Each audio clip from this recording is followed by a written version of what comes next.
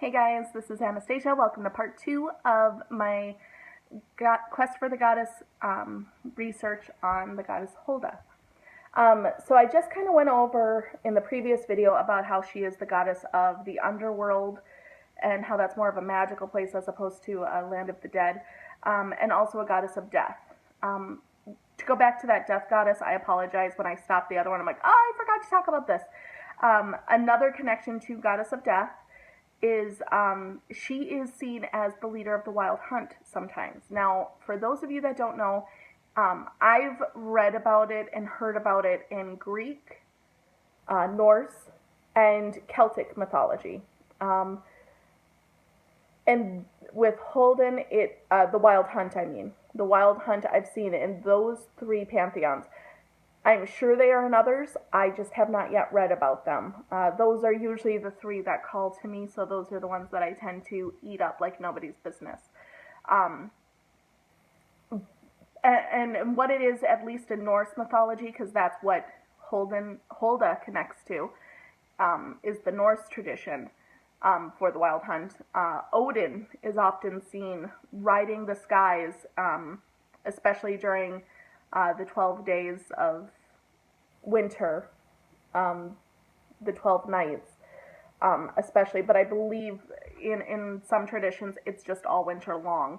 But I know during those 12 nights in December, he is out riding in the sky, on the wind, to collect souls, to go to the underworld, or to go to hell.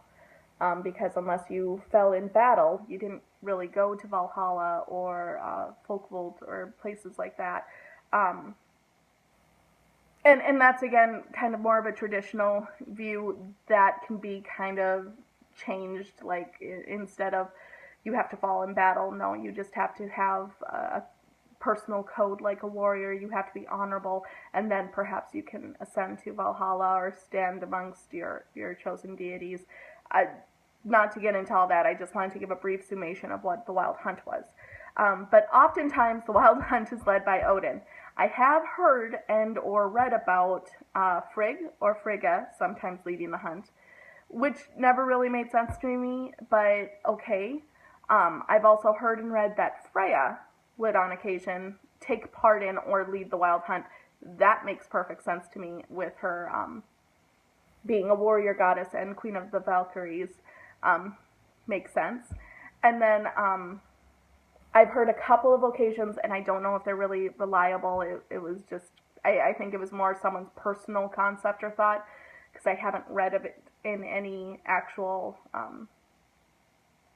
any books or anything. I think it was just in passing, chatting with people who worked with hell. People do see some. There have been some occasions where people have thought hell would lead the wild hunt on occasion as well. And that does make sense to me. I could see how that resonates with me, although I haven't really had any personal dealings with that or messages about that. But here's Holda, who is this German goddess, and she kind of has her similarities with hell, which we've gone into, and we're going to explore a couple of similarities between her and Frigg or Frigga. But here she is, a goddess in and of herself. It's no longer, well, she kind of connects to this goddess. Well, she has similarities to this goddess. No, she is her own being. And they have written that she will ride in the wild hunt alongside Odin. She'll be his consort during the wild hunt. And I really love that. And I know Norse tradition and Germanic tradition are very intertwined at times. But I don't know why. That just really struck me. I loved that. And there have been a couple of occasions or a couple of places where I read she will also lead the wild hunt on her own. One of the sites that I visited talked about how instead of having this warrior throng behind her, it's the souls of the dead children that she fosters and cares for. And they ride along with her or accompany her. And that kind of felt almost like, in Greek mythology, Hecate is said to kind of lead a wild hunt of sorts. Every new moon she travels the lands to find souls to bring back to Hades with her. And that kind of reminded me more of that, because it seems she would Hulda will ride a wagon as opposed to like a horse or a ram or what have you.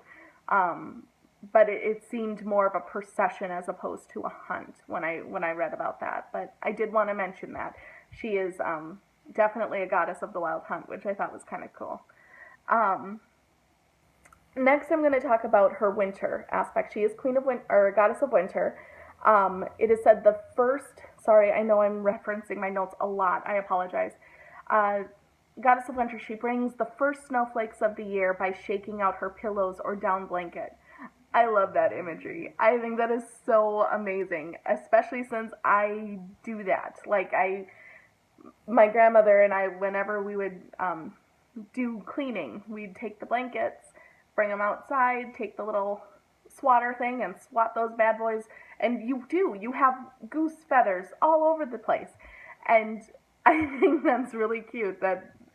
I think that's really cool that there is that connection, that these goose feathers that are falling to earth actually are snowflakes. Or the snowflakes are actually goose feathers. They also have connected her to other weather, and I did see a couple references to her as the goddess of weather. It is said when it rains, Holda is doing her washing. When it is lightning, Holda is scotching her flax. And when it is foggy, it's smoke from her chimney. She does have, kind of speaking to the flax, she is seen as the goddess that kind of gave flax to humanity. There's a story where she is in her mystical, magical fey realm, and this hunter comes up to this hill, and he finds this way into this cave. At this point, he did not need to fall into a well. Her story with Grimm brothers, which I'll talk about later as well, the sister falls into a well and comes to Holda, and that's how most people stumble across her. But here, no, he found a cave. She was in a cave. So Holda's in this cave, and she's this beautiful maiden, and she has all of her fairies, kind of fae, all about her. So then she takes a fancy to him and invites him to stay with her and teaches him and asks him if he wants a gift of some sort. And she happened to have some blue flowers that he said that's what he wanted, and she showed him how to take those flowers and make them into flax and make clothes with them and use them. And he brought that back to humanity, so that was her gift. This is also kind of a tie into winter, because winter was seen as a time when folks stayed indoors. And this is when they would do a lot of their domestic work. They would knit, they would spin flax into cloth and such. And so that was another reason why they saw her as the goddess of winter. Youll is her sacred Sabbath. Till recently, she was still seen as a gift giver during Youll or the Christmas in some parts of Germany. She would be pictured in a red cloak with a broom, and she would leave goodies in the shoes of good children. Milk and bread would be left for her to kind of sweeten the deal. Now, with that said, I haven't really talked about her dual nature all that much as of yet.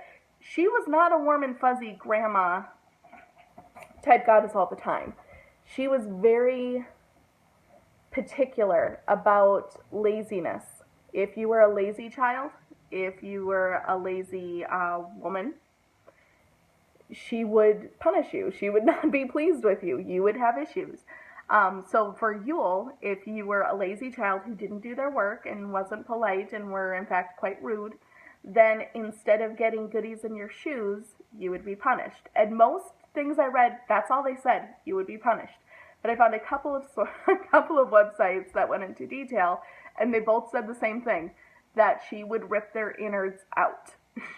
And at first when I read that, I'm like, holy cow, yeah, that's definitely a darker aspect, because I kept reading how she is this, warm and fuzzy goddess, but she has a darker aspect, you need to be aware of that.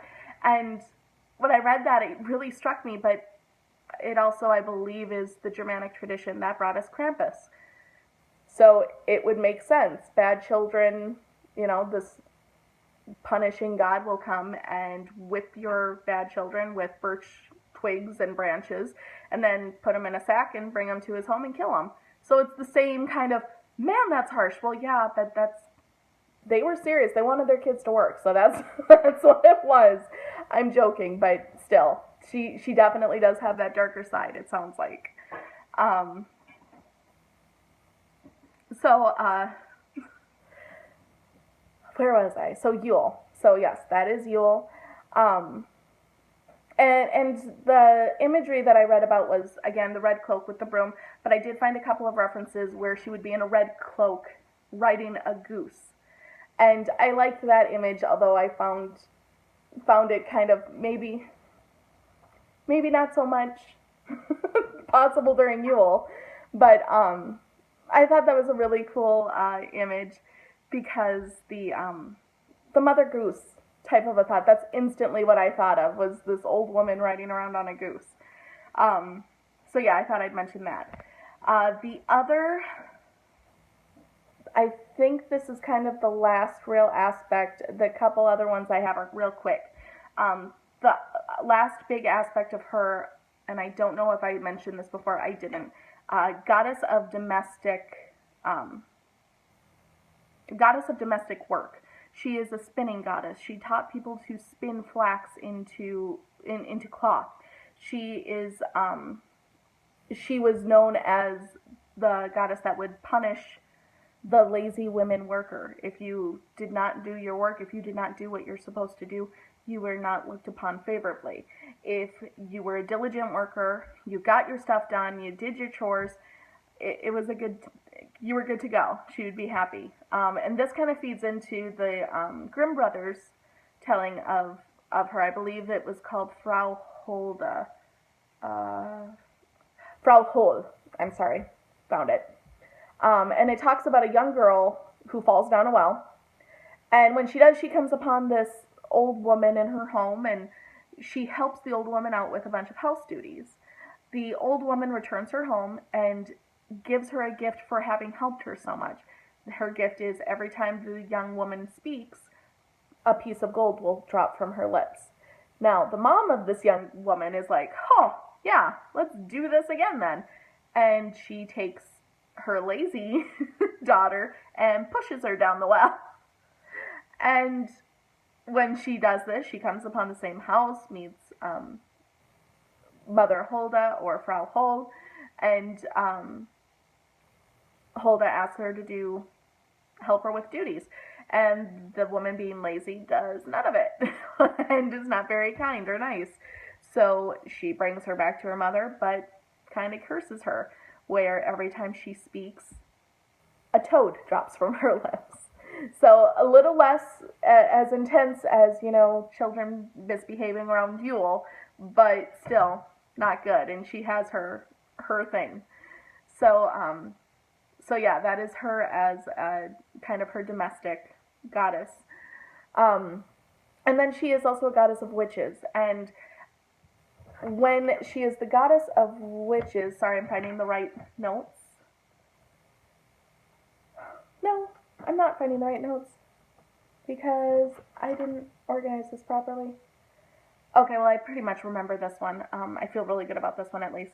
Goddess of witches. She is tied to a lot of knot crafting, a lot of knot spells, crafting in and of itself, and kitchen witchery. So I thought that was cool. And potion making. Some basic correspondences. She is seen, her attributes are virtue, motherhood, and wisdom. Her season is winter or Yule. Symbols are spindle, spinning wheel, flax, geese, apples, milk, elder tree or elderberry tea. Colors are white or ice blue. Symbols, snow, snowflakes, and a well. As I said, she is a protectress of the elder tree. Her second sacred tree is the apple tree. And that is kind of everything I have on her. And we're approaching 15 minutes.